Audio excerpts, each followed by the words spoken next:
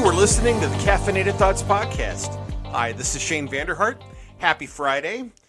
To put together today's podcast, I had three different conversations throughout the week with, first on Monday was with Stephanie Taub. She's an attorney with First Liberty Institute. Then on Thursday, I had a conversation with State Auditor Rob Sand. And this morning, I spoke with former Congressman David Young about his 2020 election bid in Iowa's 3rd Congressional District. Before we get to all of that, first, a word from our sponsor, American Principles Project. At American Principles Project, we believe that human dignity should be at the heart of public policy. We work in all 50 states and in Washington, D.C. to promote life, religious freedom, local control over education, authentic economic progress for working Americans, and a return to constitutional principles such as federalism. Want to help American Principles Project? Visit our website today, AmericanPrinciplesProject.org. That's American Principles, P-L-E-S, project.org. Sign up for email updates. Help us out.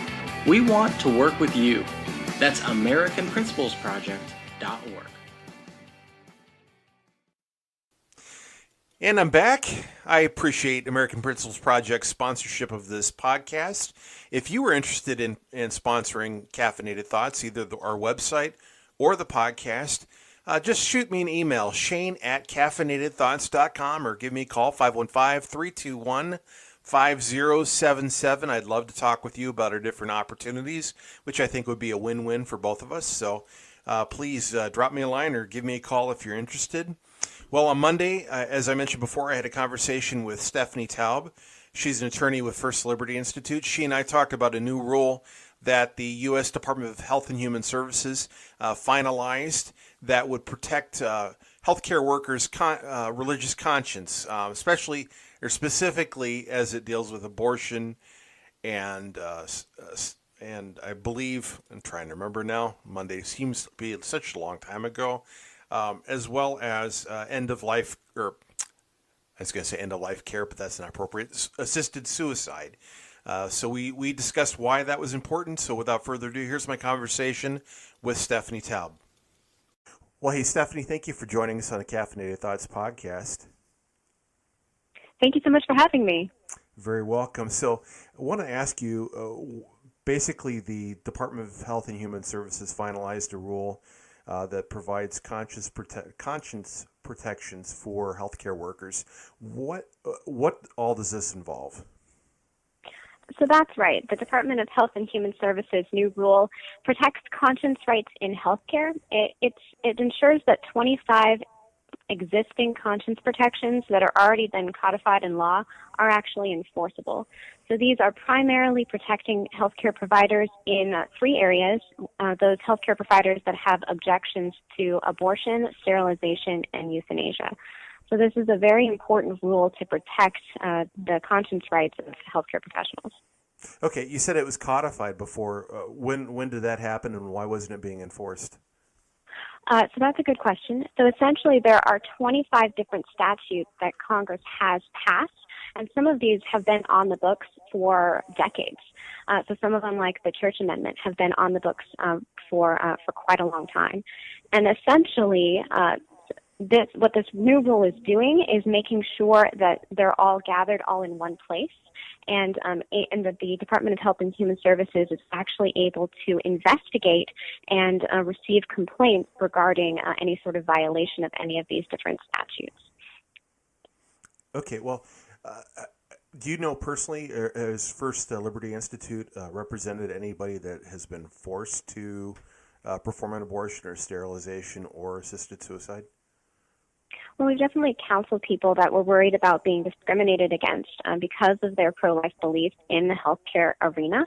And so the rules like this are very important because they make sure that doctors, nurses, healthcare professionals basically aren't going to be foreclosed from entering entire realms of the healthcare industry. Because if they are being forced to decide between their job or performing a service such as abortion that they believe is unethical, then many people just won't go into the healthcare industry at all. So that's why this rule is very important. Okay. Are there any particular states that would have been, more difficult than others when it comes before this rule is passed? And I guess does this impact the state level? Yeah, it does. So basically, this applies to a wide variety of healthcare entities that receive federal funds, which is a large percentage of the healthcare industry. And then you asked about particular states that might be affected. So we know that there have been nurses in Illinois and New York and New Jersey that have been that have filed lawsuits about being forced to participate in abortions. And so this could definitely have impacts in those states and basically across the United States. Okay. And do you know if the department is looking into expanding religious conscience protections to other areas such as, for instance, we're looking at the Equality Act, and that could potentially end up forcing hospitals and physicians and surgeons to get involved in sex reassignment surgeries or provide transitioning services, whether it's as far as medical treatments for those who identify as transgender. Do you know if the Department of Health and Human Services is looking at protecting healthcare professionals from that aspect as well? Well, we do know that this rule doesn't really move the ball. It doesn't affect the existing statutory protections. So it's really focused on abortion, sterilization, and euthanasia. And there are a few other provisions that are involved in some of the various other statutes. So I know that this rule has been miscategorized by some people to say that it goes further than it does, but it's really well written to just mirror what the statutory protections that are already on the books. I know that the Department of Health and Human Services is considering other laws. I know that there are other laws that are out for either public comment or that will soon be released. I think Roger Severino has announced that they are looking at a rule that has to do with the Affordable Care Act and its interpretation of discrimination. So we'll be anxious to see what that rule says when it comes out. I'm assuming that's going to address basically forcing folks to cover birth control as well as abortifacient medication? For the one that has to do with the Affordable Care Act. Right. Well, we know that the Obama administration, right before they left office, they issued a rule that was very broadly interpreting the definition of sex discrimination, and and so that rule was preliminary enjoined by a district court. And so it hasn't been gone into effect essentially since it was issued by the department. Okay, tell me a little bit about First Liberty Institute. How long you guys been around? What do you do? And how can people get involved supporting your organization? First Liberty Institute is a nonprofit law firm dedicated to defending religious liberty for all Americans. We represent people of all faiths, and we never charge our clients. So we are happy to be involved in protecting healthcare professionals who believe that their conscience rights are in danger of being infringed. Great. Well, hey, thank you so much. Is there anything else that we should know about this before I let you go? I think that's about it. We're grateful to this administration for protecting religious liberty. And without rules like this, people might be foreclosed from entire swaths of the healthcare industry. So healthcare professionals really, this is very important to prevent discrimination. All right. Well, thank you so much for taking the time. Appreciate it. All right. Thank you so much for having me. I have to say, I am very thankful for the Trump administration's work on behalf of religious liberty. There's a number of things that that President Trump's administration has implemented to better protect religious liberty. So I want to give credit where credit is due, and that he has done that. He's followed through on his promises in that area. So I want to be, I said before how I'll handle President Trump is I'll praise things that I think he needs to be praised for, and criticize him where I think he needs to be criticized. And certainly, this area is where he needs to be praised. His administration has done some fabulous work. There are a number of things that need to be, I think, codified eventually by Congress. There's only so much you could do by executive order that's going to last. But this particular executive order just essentially put into effect federal law that the Obama administration really did not enforce. So, again, kudos to President Trump. Moving on with my conversation with Rob Sand. I've known Rob. We've been following each other on Twitter at least a couple of years, I think. I met him for the first time face to face last year. He and I had lunch on a couple different occasions. Full disclosure, he's a Democrat. I did not vote for him in 2018. I'm not saying I've never voted for a Democrat before. I have for some nonpartisan offices in the past. Not very often. I think I could think of twice on top of my head where I voted for a Democrat. So I didn't vote for Rob, because mainly not because I thought he was necessarily going to do a bad job. It's just I was happy with the job Mary Mosman was doing, so I voted for her. But I appreciate Rob coming on not only this podcast, but also he has reached out to me on several occasions, and we've had some good dialogue back and forth, and I appreciate that. And I think our relationship is something that is symbolic of something I'd like to see happen more often, not only with myself but maybe with other people. More constructive dialogue with people we disagree. I'm not saying I disagree with Rob on everything. There's definitely a number of issues that he and I disagree on. Not necessarily related to the state auditor position, however. And I will go on the record and say this, that I am keeping an open mind for 2022 down the road for voting for him for re-election, if he does a good job. Now, if he turns into a partisan hack in the job, now he may be a partisan hack on his Twitter account, his personal Twitter account, and that's fine as long if he doesn't bring it into the job. That's fine. Now, not to say I would vote for him if he ran for state legislature, not that he would do that, or Congress or Senate down the road, because our disagreements on policy would, I think, make an impact in those roles. So, but something like, I would like, if I ran for office, I'm sure he probably wouldn't vote for me either. But on an issue with with what the state auditor's office handles, there's a lot of room for agreement. And I think you'll find this conversation we had there, I don't think we disagreed at all, actually. So I hope you find this conversation I had with Rob informative. I really like the guy, and I think we need to have more conversations like this. And so hope you enjoyed the conversation. Rob Sand, welcome to the Caffeinated Thoughts Podcast. Thanks for having me, Shane. I appreciate it. Very welcome. I have to say, you are the third Democrat to either be on my radio program when I had a radio program or the podcast. So there's few of you willing to come on, and I appreciate that. Your willingness to do that. Well, I'm bummed there's not more.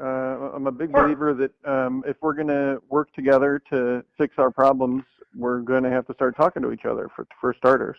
Right. Part of that's me too. I just sometimes I assume people aren't willing to come on, so I don't extend an invitation. Yeah. It's probably a little bit like dating. If you're used to getting turned down, after a while you're probably like, well, I don't even want to ask anymore. I was gonna say I had a lot of experience with that in high school, but but people don't want to hear about that. They want to hear about You've been state auditor now since January. When you were elected and first day on the job, what's your approach? What are the ideas that you're trying to implement? How are you different from Mary Mosman? Sure. All good questions. I think one of the big things, I obviously there's a number of issues that I campaigned on. and we're making progress on a lot of those. One is this office has always had the authority to promote efficiency in government, to make recommendations on how to save money at the state level and the county and local level.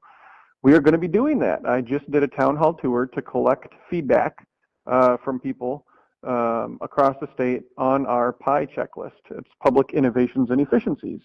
And so that's just a checklist that we can use to promote money-saving practices across government levels. So our office is, for the first time, going to be using that authority regularly with the audits that we do. So that's one thing, I campaigned on that I said I wanted to do, and we're doing it. Another one is making, go ahead. Yeah, I was just saying, I think that's something that conservatives and liberals, everybody should be able to get behind. I mean, which government to be more efficient. Yeah, and honestly, that's part of the reason I wanted to do it right away. I think it's really important that elected officials try to serve the whole state and try to serve everyone, and try to make their focus be on things that are less controversial that benefit everyone. And so starting with that was a good thing. Another piece is I thought that the office needed more professional diversity to bring in some folks with a law enforcement background. So we have worked with DAS, that's the Department of Administrative Services. Mm-hmm.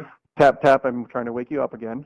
And they helped us promote a new, or create a new job description and a new job position for an auditor investigator, someone with a law enforcement background. Okay, so we've got that. Go ahead. Tell me about that. I know that some people criticized you for that during the election, that idea. And I'm just curious, what added benefit does that bring to your office, having somebody from a law enforcement background, when, say, financial crimes, you could just hand off to the Iowa, the Attorney General's office, because you used to handle stuff like that, right? When you were in the Attorney General office. I handled, that was my main job description, basically, Chief Financial Crimes Prosecutor for the state. That experience is precisely why I understand that you do need to have someone with that sort of experience in this office. I know a lot of people can look at it from the outside and say, oh, well, you do financial audits. Why do you need someone with a law enforcement background? Well, let me tell you, as someone with a law enforcement background myself, you need to have people preparing these special investigations, the public corruption investigations, who know what questions need to be asked from a law enforcement perspective on day one. You got to have somebody in there who the whole time is thinking, is this going to hold up in court? Did I ask that legally required question? That sort of stuff. Because if you don't, then when you're on the tail end, the fact that you didn't have law enforcement involved from the beginning might mean you lose. Okay, interesting. So are you looking at attorneys? Are you looking at law enforcement officers? I mean, what was this person? Yeah, what we're looking at is law enforcement officers, folks with a law enforcement background, police, sheriff's deputy, that sort of thing, maybe military police. We've already got myself as a criminal prosecutor and my chief of staff, John McCormley, who's done a great job here and was doing a great job at the AG's office. He's done criminal prosecution as well, so between he and I, we don't really need another attorney with criminal prosecution. I think 2 for these purposes is enough for that, but I think we need someone over there day in, day out who's working on these investigations, making sure that those questions are getting asked. Okay. Another thing that I know you took some heat for in the election from Republicans in particular is you don't have a CPA. Mm-hmm. What's the workaround for that? How are you working the office without being a CPA yourself? There's literally no workaround because there's literally no problem. Okay. That was a line of criticism that was used that I questioned it at the time. I reached out directly to my opponent, said, hey, that it's, the line was, you're not a CPA, and so the office can't issue audits if you're not a CPA, meaning it can't do its work and, the world will fall apart. I reached out and said, hey, that's not true. I'm happy to explain to you legally why it's not true. I never really got afforded that opportunity, so it ended up being something we talked about the entire campaign. It wasn't true. We're issuing our audits. We're doing all the work we normally do. We have 30 CPAs in the office, I think. I know it was a little over 30 before the election, but we've got right about that number. We don't need another one. We've got 2 CPAs at least that look at every one of the audits that go out of the office. Having a third one doesn't add a lot. On the other side, it's actually kind of helpful to have another attorney in the office, because then you can, instead of simply doing a public purpose test where a person who's trained as a CPA asks whether or not a particular check that's getting written has a public purpose, you can have an attorney look at that and say, is it actually in compliance, and do a compliance test where you read the law related to the question and actually have more of an opinion as to whether or not it had a legal basis. Okay.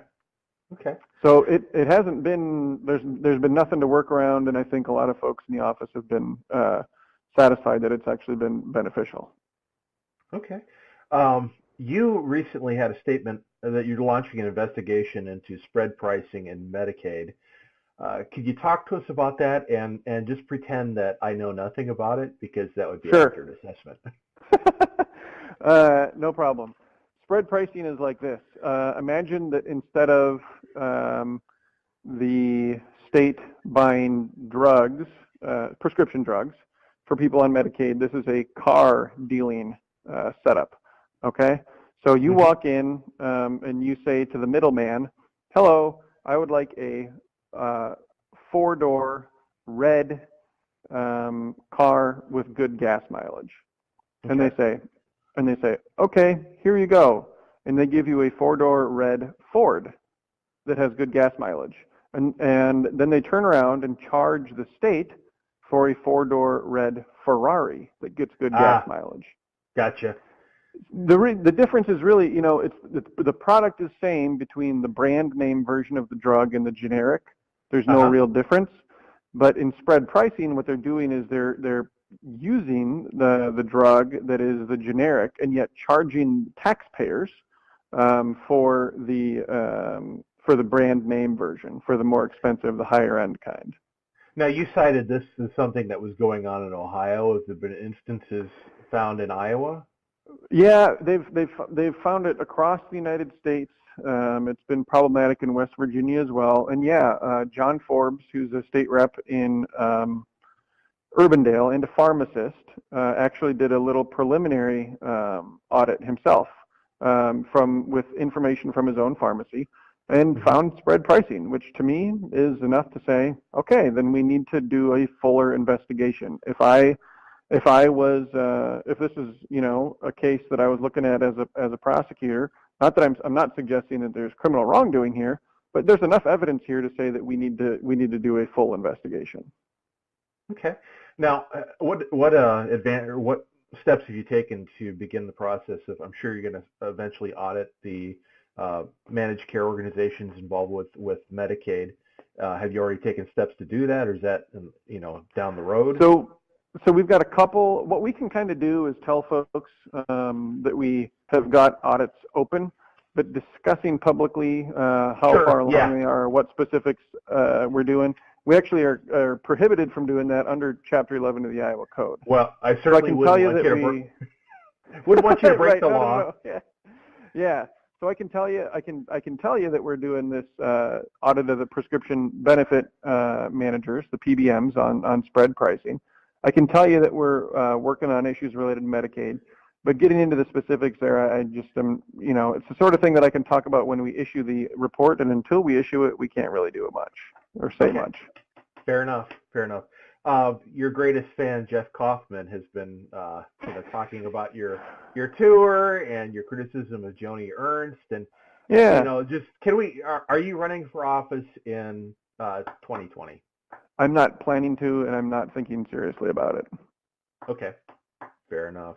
So you're basically, the tour is because honestly, I noticed when you announced the tour, it's like, I've never seen a state auditor do a tour like this. I haven't seen any state elected official other than, say, the governor do a tour like this. So it was unique. I'm not saying it's wrong. I think elected officials should get out and meet with constituents. Why do you think people don't do town halls? And why are you kind of breaking that mold? It's work. It takes work to plan them. It takes work to get people to attend them. It takes extra time. I was on the road away from my family, my wife and my two kids, who were two boys, 2.5 and 5 years old, away from them for 3 days straight. I slept on, I guess I had a bed both nights, but, just like sleeping in a friend's guest room. It's not necessarily fun to do. But here's the thing. It's important. If I want to do a good job with our PI initiative, Public Innovations and Efficiencies, I want to hear from the public when I have something to show them. We brought around our pie chart. We asked people, what do you think about this? What should we have on there? What should we not have on there? And because we did that work, that first go around is going to be significantly better than it would have been otherwise. And right. It's sort of depressing to me, Shane, to see that here we are, we got people on the left and the right, and in the middle, who just are disgusted with government, who are continually disappointed with their public servants, and when somebody does something that takes some real initiative to do something, it's met with suspicion. I think that is the saddest thing, that like, oh, you're about to announce for another office. Like, no, I just really want this to work and I want to do a good job, but you can, I guess, think whatever you want about it. I'm going to do it anyways. Okay. I actually defended you on Twitter. Oh no, I don't mean you personally. No, I don't mean you personally. No, I remember. no. I remember that you defended me, and I appreciated that. I just mean for the people out there that were like, he's running. Like, no, I just want to do a good job. No, I was going to follow up and say that I think it's a good idea. Now, I think if you were just going out doing a stump speech, then we'd be like, But yeah, that'd be silly. But even if the fact you're talking about, assessments and. I mean, it's not exactly your typical political fare. So no, it is not. It is far afield from it. And I think, for even if we didn't have a new initiative, going out and talking to folks and just answering questions from the public, my goodness, every elected official, like you said, we ought to be doing it more. Right. Well, every legislators, they hold. Yeah, that's right. That's in right. Their district. So it's really, it's not unheard of. It's just. In the state auditor's office. Now, somebody pointed out to me, I think, David Vaught he went around and talked to different Rotary clubs and chamber groups, and I know Mary Mosman probably talked to some groups as well, but that's not exactly the same thing as saying, hey, I'm going to just that's right. Here a specific location, and Joe Public can come. What kind of response did you see? When you're out it was, honestly, our Council Bluffs one specifically is what government in Iowa ought to look like. You had a statewide elected official coming to a town and having elected officials from the opposite party of that town and from the opposite party of that county coming to the event and having an exchange of ideas, literally ideas, as to how to make government work better together. And if no one else had shown up for the other 12 town halls across the state, that alone would have made it worth it. But we had good events at every stop. One only had a couple people there, but one of the guys there was on the local airport board and had a couple of good ideas that he brought, and it was still worth it. Interesting. Okay. Hey, you just had today you had a statement about the federal courthouse moving in Des Moines. That seems like something unusual for a state auditor to talk about. What's going on there? I have been inside that building, and it is gorgeous. You walk in and you just think, wow, we have really got some truly incredible facilities here that really make our federal courthouse something that it's beautiful. And the idea that we're going to take $137 million in taxpayer money and build another one across the river 3 blocks away is bonkers. Well, and they're looking at the Y property, or old Y property. Correct. So not only are they taking taxpayer money to do that, but they're also taking prime riverfront property that could be taxed. That's right. So, which is, it just seems like so an odd use for that. Yeah, it puts upward pressure on property taxes at the local level and the county level. Yeah, because then you have that other chunk that isn't going to be taxed. But it's a beautiful building. It's beautiful. And the I wanted to go down there because I wanted to see if we could get some footage on the news to show people, literally, so that Iowans can see how nice that building is. Now, there's a restriction. Legally, you're not allowed to film inside the building, which I think is crazy. And I'm hoping maybe they'll allow some pictures to be published from the inside of it. But I think Iowans deserve to see the inside of that building, too. Right. I've never been inside, but my wife has. And my understanding is you're not even allowed to bring your cell phone in. Correct. Unless you are a member of the bar, you can't bring a cell phone in. You can't bring a camera in, nothing like that. Crazy. Yeah, that seems really, really odd for transparency's sake. I mean, obviously during during a court hearing, I know the rules against cameras, and rightfully so in certain circumstances. But just to be able to video the inside of the building, I'm sure there's probably some security reasons for that, but it still seems to be above and beyond what's necessary. Yeah, it doesn't. I don't think that's good public policy, generally speaking, but especially when you're having a public debate about whether or not you should build a new courthouse. The condition of the one that you're already sitting in is kind of important question. Right. Yeah, and from the outside, and I've never been in, but the outside looks nice. So yeah, it seems odd that they're wanting to move it. I don't know if they need to. Are they just running out of space? I guess I really haven't heard the reasons why they want. They're not running out of space, and in fact, with the new one across the river, they wouldn't even move the U.S. Attorney's office, which means the people who are prosecuting the alleged criminals, they might be prosecuting a case against a drug cartel. They're going to have to walk across a bridge in downtown Des Moines in the middle of the day to and from the courthouse where they're going to be prosecuting defendants. Oh, that seems, smart. Yeah, let me tell you, and they could move them to a different building, but that's just going to be another additional cost. It's crazy.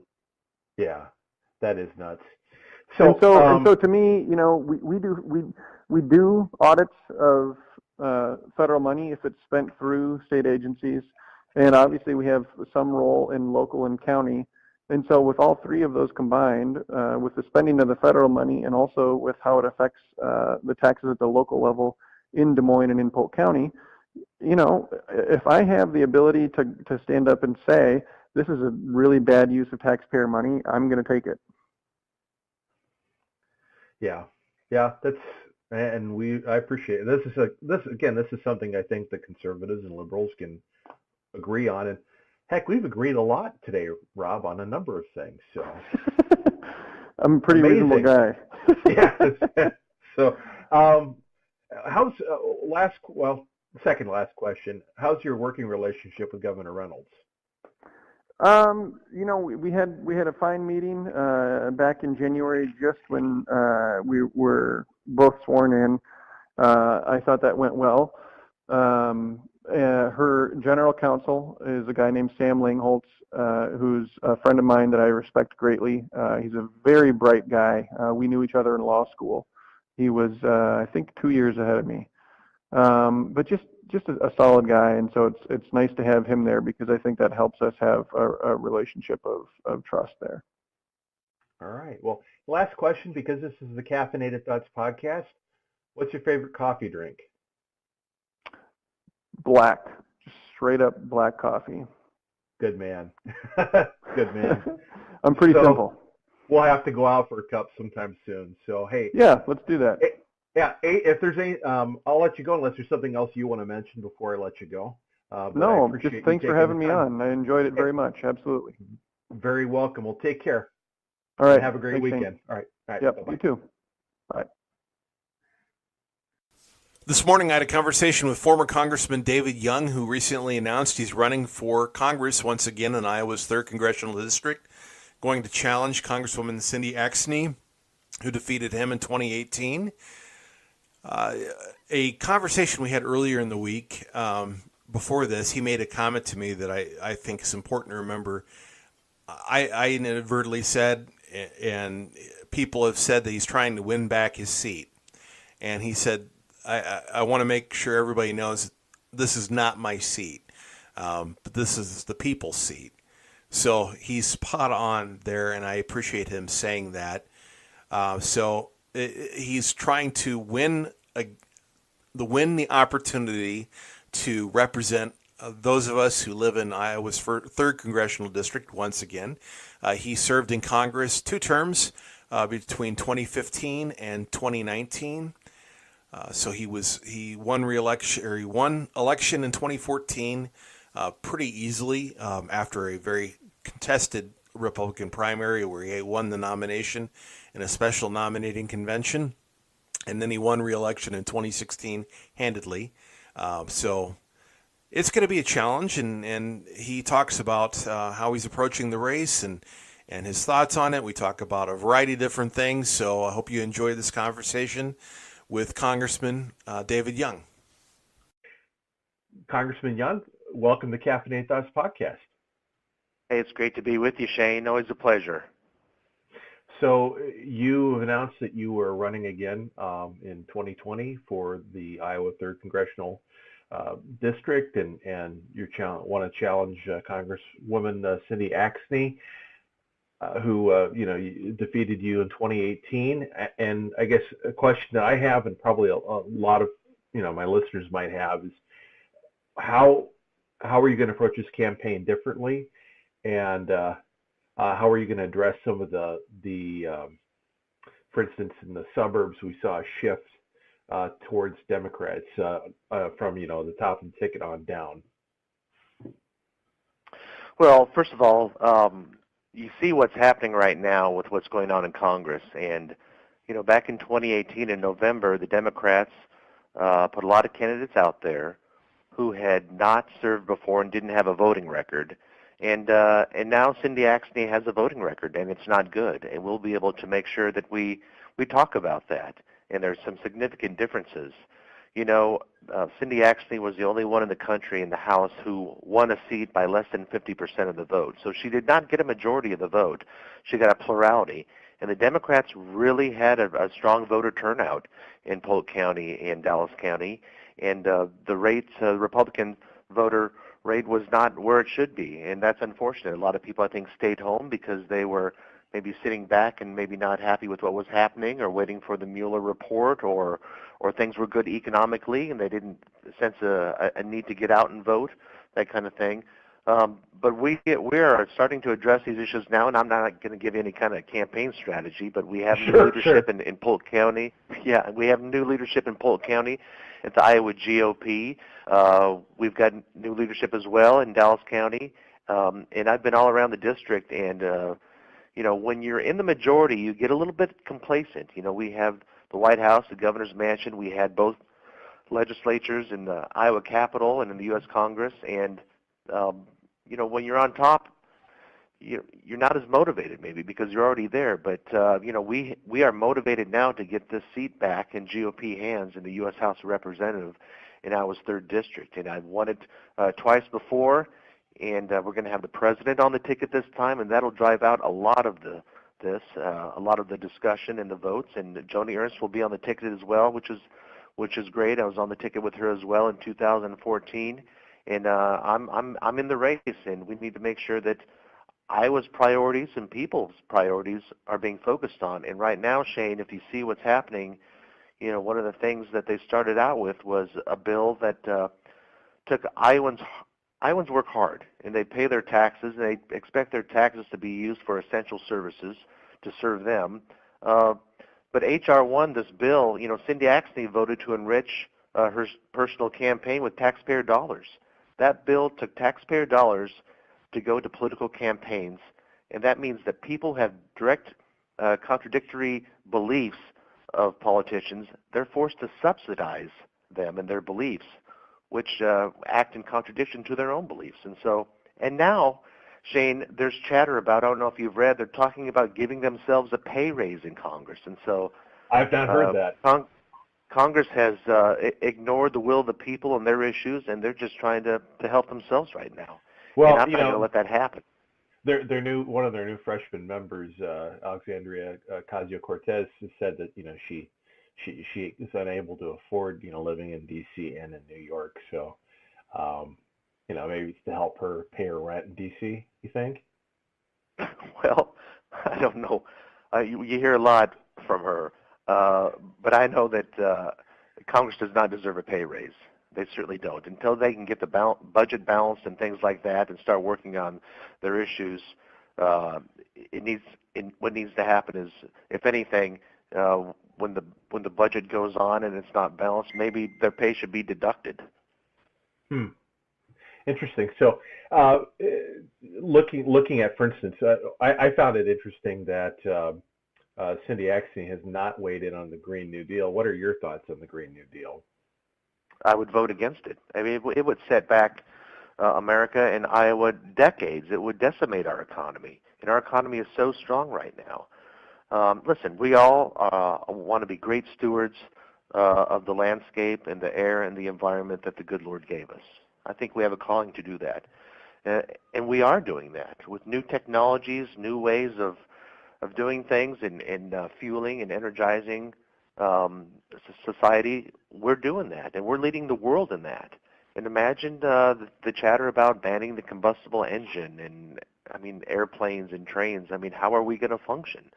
It's ludicrous in my head. And so we need to keep, in Iowa, we're leading the way already in renewable fuels, and we need to be allowed to keep doing that with, biofuels and wind and solar and geothermal. And so we're doing it right now. We're on the right path. Let the markets and let technology and people drive this. We don't need the heavy hand of government regulating us and telling us how to live our lives in this way. And Cindy Axne has been a regulator. She was in the state government at the DNR, and she understands mandates and regulations, and she likes those. Yeah. But she isn't telling us where she is on the issue. Let me ask you about, you mentioned market-based approaches, and I guess one of my chief critiques of the whole renewable fuels movement as a conservative is that, for instance, I see in RFS a mandate. I also, I see government also putting the thumb on the scale for, things like ethanol. Is there a way to better approach this that does respect the free market? Well, I think you can get on a glide path to the free market, and I'll give you two examples: the wind production tax credit and the solar tax credits. They're being phased out right now because they were given those tax credits in the beginning. They were going year to year to year, and when you go to year to year to year, you don't get that certainty, and you can't really plan ahead. But when I was serving in my tenure in Congress, we gave and we worked with the solar industry, and we worked with the wind industry, and we created a glide path off those tax credits, and they agreed to it. They just said, we just need 5-6 years of certainty, and we can get up and running on our own. And so that's happening. Maybe there's a chance to do that with some of the other renewable energy tax credits. I hope there is at some point. But right now, I do know that with what's going on with trade and kind of hampering some of the agriculture economy, I don't think it would be wise to mess with the renewable fuel standard right now. And we need to get those trade deals done, certainly. Okay, so are you supportive of right now President Trump's threat to China regarding tariffs? Well, it's kind of either all or nothing right now. I don't like tariffs, and I don't. And I know that we need to have those trading partners. We need free and fair trade. China has been a horrible country to deal with when it comes to tariffs. We're hurting their economy right now. And you can see it in their numbers, you can see it in their production values, and up and down the line. I hope the president just uses tariffs as a negotiating tool, but it's all or nothing right now, and it seems to be working. But the question is, our farmers are so gritty and so patriotic, but as someone had recently said, that patriotism, doesn't pay the bills sometimes. but they're holding Right. on. And I think we're going to get a good deal here in the end because China is starting to buckle, and we're putting pressure on there. And if China does buckle,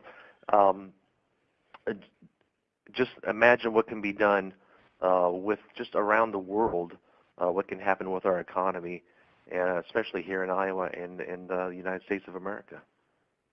Have you had a chance to look at the United States, Canada, Mexico deal, and what are your thoughts on it? Well, I think we need to pass it. But I do think, and I said this last fall, that they kind of tied up the loose ends of that and put it in a bow last fall, and so it's ready to go. But you need to make sure that you do take those tariffs off of aluminum and steel with Canada and Mexico, because I don't think it's going to get very far into Congress at all, and we can't let that linger. I mean, those are two very, very important trading partners. And Mexico has taken some retaliation on our pork industry, and that is very, very important to Iowa. And so I have been recommending and advocating that we take off those tariffs on aluminum and steel with Mexico and Canada and get this rolling. Okay. And we don't know where Cindy Axne stands on the U.S.-Mexico trade agreement, by the way. That's another thing that we don't know where she is. That's a good point. As well as even the Electoral College. We don't even know where she is on that. I mean, that would really harm Iowa if we got rid of the Electoral College. Very true. It's amazing how, well, we need to get out and do more Civics 101 apparently, because I think people totally don't understand why we have the Electoral College and why it's important to our constitutional republic. That's that's another thing. Like, people keep on referring to the United States as democracy. It's like, it's a republic. We're a republic, not a democracy. You wouldn't want a pure democracy. You mentioned earlier. It's battle hymn of the republic, not battle hymn of the democracy. Right. You mentioned earlier with President Trump at the top of the ticket. I'm just wondering, with the Mueller report coming out, have you had a chance to review any of that? I admittedly have not read the whole Mueller report. Parts of it have, gone to a lot of sources with synopses of it, and right. Even the media, for the most part, is saying, the mainstream media, the more liberal media, admits that there's no collusion in there. And so right. I was always in favor of doing the Mueller report, letting it go through the process.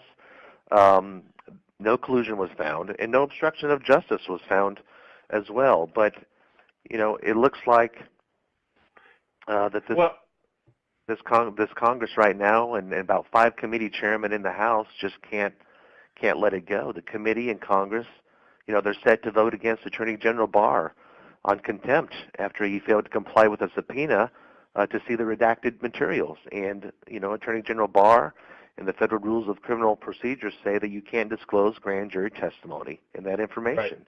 And so the president is claiming executive privilege in regards to that. So there's going to be a showdown, and it maybe end up in the courts. But it certainly is a showdown, and they just can't help themselves and just admit that, when they trusted Mueller early on and said he's the right person for the job to do this, and then it's just not enough for him.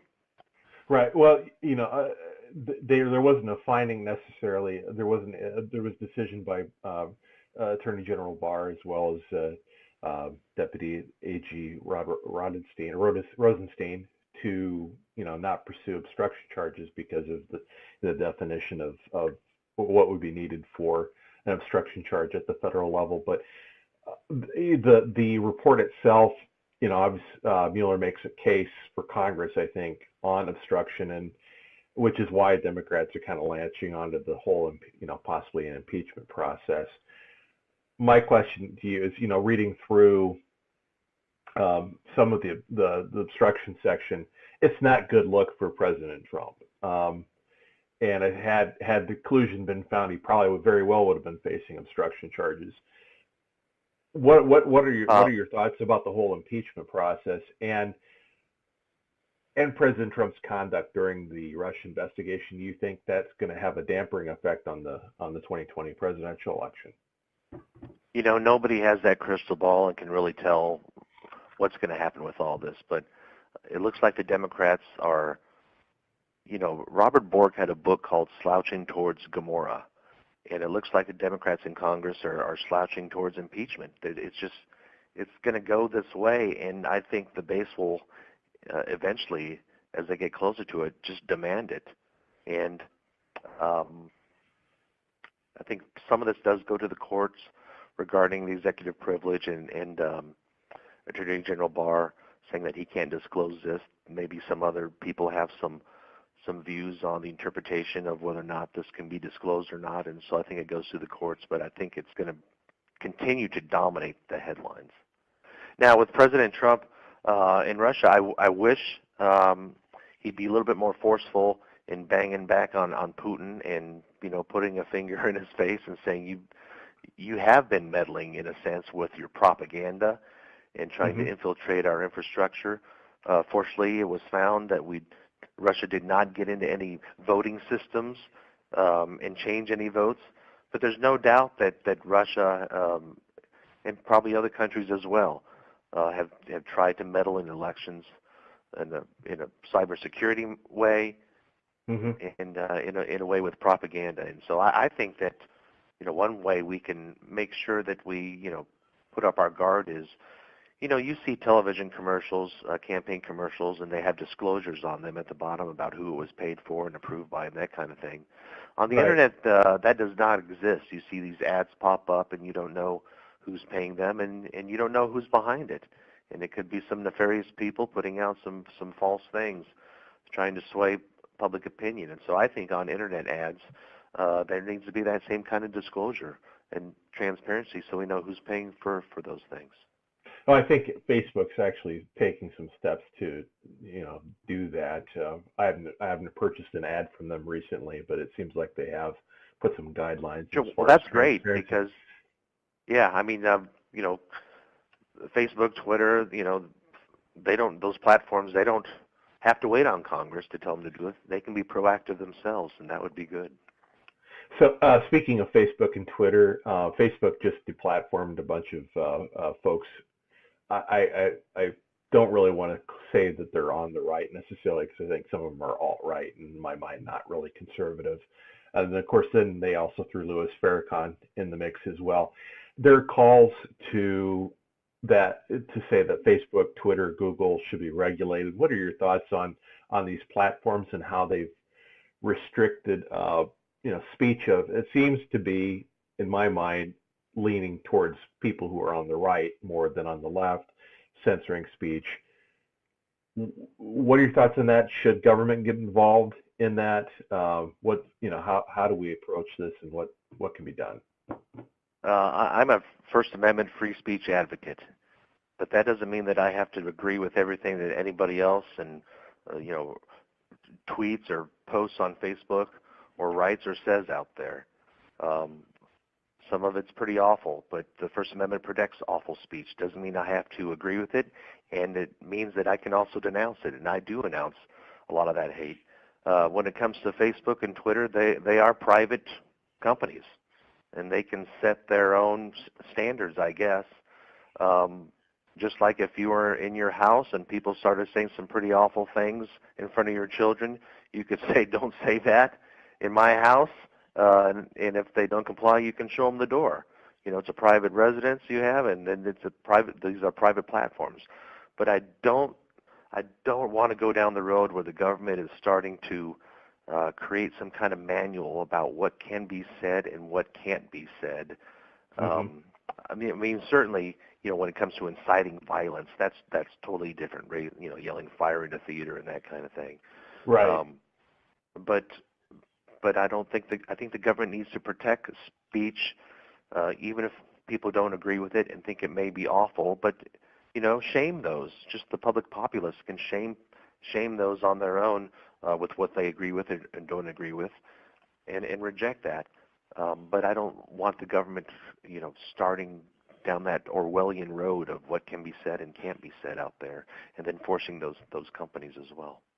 Right. One of the kind of the points that people are bringing up with when it comes to regulation, and I agree with you, by the way. I they are private companies. I'd hate to see government start regulating, because that's a double-edged sword that might help conservatives right now, but that down the road could end up biting us in the rear end too.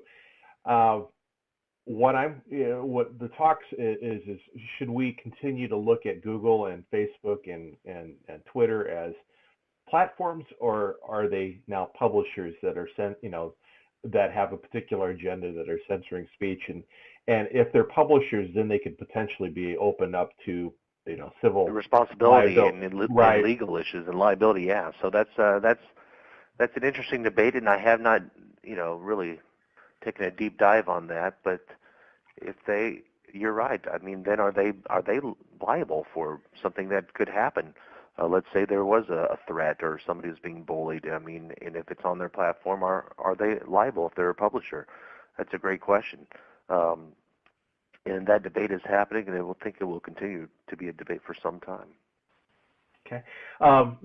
We had tax reform was passed a little while ago, or no, about a year ago or 2 years ago, and now I can't remember. But what if elected to Congress, what would you like to do to see that to further address tax reform, and what more can be done? And are you dissatisfied with the current tax climate? Well, we see what's happening with our economy, and a lot of it is because of not just tax relief for individuals and small businesses and larger employers as well, but also because of the many rules and regulations that we repealed as well. And so I would like to see the tax relief made permanent. I voted to make it permanent last fall before leaving office. And, Cindy actually says she wants to repeal the tax bill and the tax relief, which would be what? Then you would be raising taxes, and we don't need to be raising taxes on islands and in this country right now. And so, when it comes to taxes, I like to keep them low because I trust people with their money, and they know how to spend it better than the government. And when you cut taxes, you grow the economy. People invest their money. They create more jobs. More jobs mean more taxpayers. That's more revenue. I just want to see when that revenue comes in that it's used to drive down the debt and deficit. And we're seeing a lot of programs right now which have a pretty high price tag on them when it comes to those programs, such as a Green New Deal or Medicare for All, which is really Medicare for none at $32 trillion. Mm-hmm. And, politicians are always looking for a way to get people's money, and I trust people with their money. I don't know how much time you have, so I want to just kind of, wrap it up just to respect your time. But a couple questions I have to wrap up. One, Congress, or at least the House, is set to vote on the Equality Act, I believe, next week, which would add sexual orientation and gender identity to the Civil Rights Act, as well as various other federal law, and also restrict the use of the Religious Freedom Restoration Act when applied to these kinds of cases. What's your view on that? Should sexual orientation and gender identity be a protected class in federal law? And what can be done to better, protect religious liberty? Well, that's the thing that I look at through this lens, and that is, religious liberty and religious freedom and people of faith. This isn't just about, we're all a compassionate people, Republicans, conservatives. We don't want to see, people bullied or discriminated against with. People are who they are, and you just kind of, in my biblical perspective, you treat people with love and kindness. But we need to make sure that our religious liberty and our religious freedoms are protected. And I think this bill that they're talking about, I think it amends the Civil Rights Act and Religious Freedom Restoration Act in maybe 10 or 12 different dozens of ways. And what does that do to maybe nonprofits or churches or your religious-based employers? And so I think we need to first and foremost make sure that we are protecting the First Amendment and our religious liberties and freedoms, and people's deep religious convictions are very, very personal and very valuable to them, and we don't want to see those infringed on, and that's why we celebrate the First Amendment. But I don't know when that if it's been considered or not, or when it will be, but I know that's one of the things that is the priorities of Nancy Pelosi in this. You're Congress. right. I'm sure it's gonna pass the House. It probably won't pass the Senate, but I don't know if the next Congress, if you happen to be elected, if it's gonna, if they'll bring it back up or not. So who knows what the issues will be? Any right. given day, it seems, or any given week. Right. So, second last question. Then I got to ask you the coffee question, like I ask every candidate. So, life. What can be done to finally maybe advance the life issue in Congress? It seems like we've just really gone nowhere. And what kinds of bills do you support? Well, I believe that God is the giver of life and the taker of life, and I'm proud of my pro-life convictions and voting record and stance. And it used to be the conversation was just about taxpayer funding of abortions, and fortunately, whenever we did our appropriations bills, we made sure that Hyde language was in there, named after Henry Hyde, who you're familiar with, which said no taxpayer dollars should be used for abortions. But, the debate is not about exceptions anymore. It's all about limits.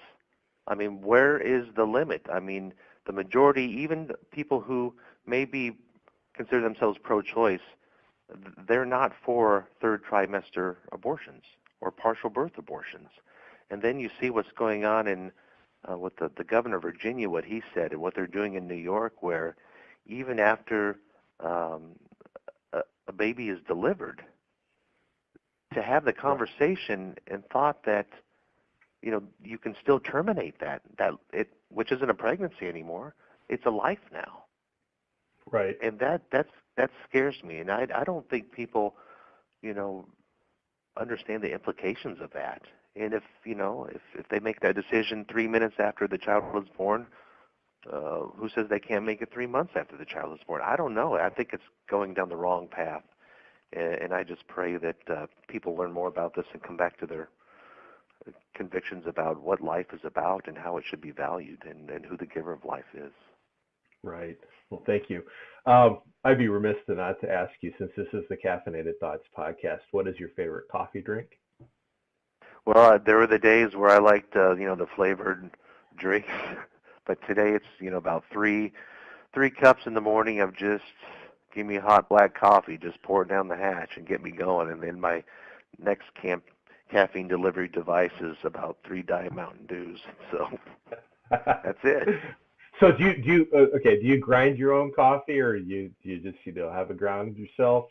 I've got those little pods, and I do that, or Casey's or Come and Go, or my best friend on some mornings. All right. Well, Congressman, thank you so much for taking the time, and we'll obviously have to have you back on as we get closer to the primaries and the general election, should you be nominated. So I appreciate it. Well, I appreciate you, and just to your listeners, the people of Iowa in the 3rd District, they know me. I know them. They know my record. We've won this twice before. I think the conservatives and Republicans have woken up as to what happens if you don't get organized and get out there to vote. And this district, this 3rd District, was not realigned to the Democrat side because she didn't even get 50% of the vote. And so we can get this back, but folks, you got to get out there, you got to vote, and I'm asking for your vote. All right. Well, thank you so much, and have a great weekend. Shane, thank you. You be good. Bye-bye. Bye-bye. And that concludes today's episode of the Caffeinated Thoughts Podcast. Thank you so much for listening. If you happen to be listening to this podcast somewhere other than on our website, please be sure to check out caffeinatedthoughts.com. That's caffeinated, CAFFEINATED, thoughts.com, or just Google Caffeinated Thoughts, and it'll show up at the top of your search screen. We may have a podcast, but we blog way more than we podcast. So you want to be sure to check that out. Like us on Facebook, follow us on Twitter, sign up for our email updates. That way you don't miss a single update, single article. Also, we want to encourage you to, if you like listening to our podcast and podcast apps, there are a variety of different ways to do that. We're on Apple's podcast, Apple Podcasts, excuse me. We're on Stitcher. We're on Spotify. We're on SoundCloud. We are on Podbean. We are on Google Play. If there's a podcast app that I'm missing, be sure to let me know. Again, shoot me an email, shane@caffeinatedthoughts.com, and say, hey, can you try to get your podcast on whatever app we're not on? So, but I think for the vast majority of you, we're probably on whatever podcast app you do use. So I hope you subscribe to us. If you're on Apple Podcasts, please be sure to give us, or listen to us on iTunes. Please give us a 5-star rating. We'd appreciate it if you like what you hear. Until next time, my friends. Hey, this is Shane Vander Hart with the Caffeinated Thoughts Podcast. See you next time.